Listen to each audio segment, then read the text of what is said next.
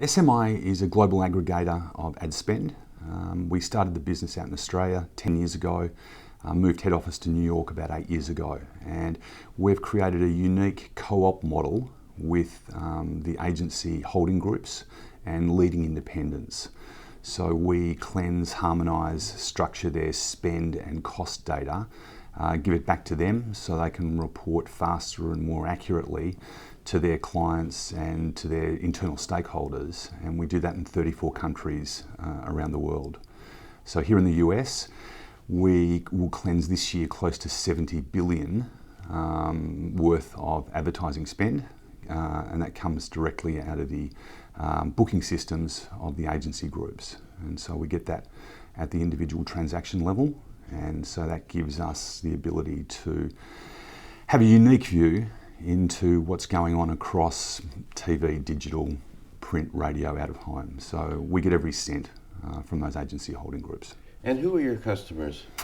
Yeah, great question. So a few different stakeholders in our realm. So the people that obviously we service most intently are the agencies, but the people that really pay for this service are a number of different parties. So major publishers.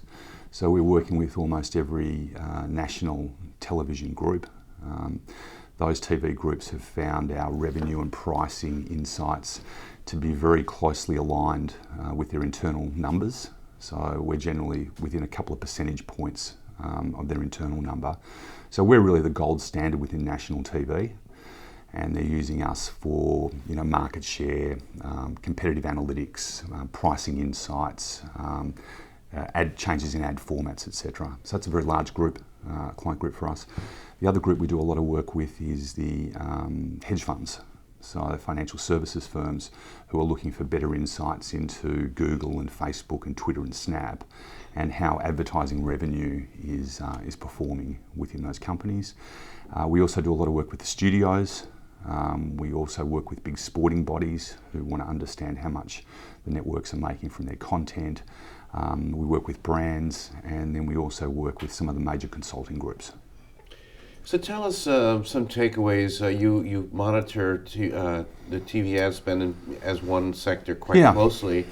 A lot of changes, a lot of cord cutting, a lot of less viewership, but yet revenue is not bad. What's going on? Yeah, absolutely. So look, we do think the TV market, both linear and non-linear, are very strong. If I talk about the linear market first, through the first half of this year, so through the July half, the market's only off a couple of percentage points, which is very strong considering the large falls in audiences that the networks are experiencing. And so obviously one of the things we see is national marketers still believe that TV is a very strong medium. It's a safe, secure medium that delivers an exceptional ROI, and we've seen that through the rates that the networks have been able to achieve through the upfront. Is pricing goes up, while audiences are still under pressure. I think one of the other interesting things we're seeing in national TV is the direct-to-consumer brands really flood into the marketplace. So we're seeing those direct-to-consumer brands who have maybe tapped out within digital and are now moving from just performance marketing into branding, starting to move hundreds of millions of dollars into national TV. And we know from our network clients that those dollars coming in are high priced because a lot of it's performance based and a lot of it's based on ROI. They're prepared to pay a premium for the inventory they're buying, and they want to be able to have the flexibility of moving those spots around. And so I think what that's done is it's brought a whole new class of advertisers into national TV, and what that's meant is the networks have been able to push out some lower priced categories, which has been able help them to be able to lift the boat across the board. So I think that's what's going on within linear, but clearly the big story is around non-linear, and the growth in connected TVs and OTT and advanced audiences. So we're seeing through the first half of the year that digital video has grown by 18%. and we expect the 5-year CAGR to be 14 to 15% around digital video. So that part of the market's growing very quickly, and we're seeing some big traditional advertiser categories leading the charge there. So that's pharma, that's travel, that's QSRs are really piling into the non-linear part of the market. So James, what's next for you guys? You obviously have a unique position, which is very strong. Are there plans to expand or to provide new products? Absolutely. So I think it's a great question. So one of the things we're working on very heavily with the agencies at the moment is to really improve the reporting capability around digital data. So, there's a big need to be able to provide some better digital benchmarks in the marketplace.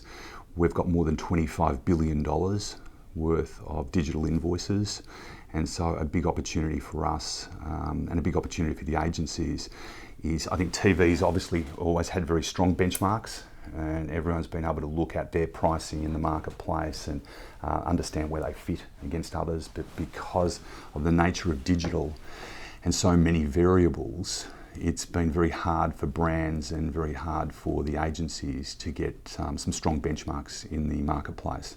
So we have a number of projects happening with the agencies at the moment where we're looking at bringing a raft of new digital products to the marketplace over the next 9 to 12 months that will help everyone in the ecosystem get a much stronger sense of what's going on, particularly as we start to move into a 5G environment.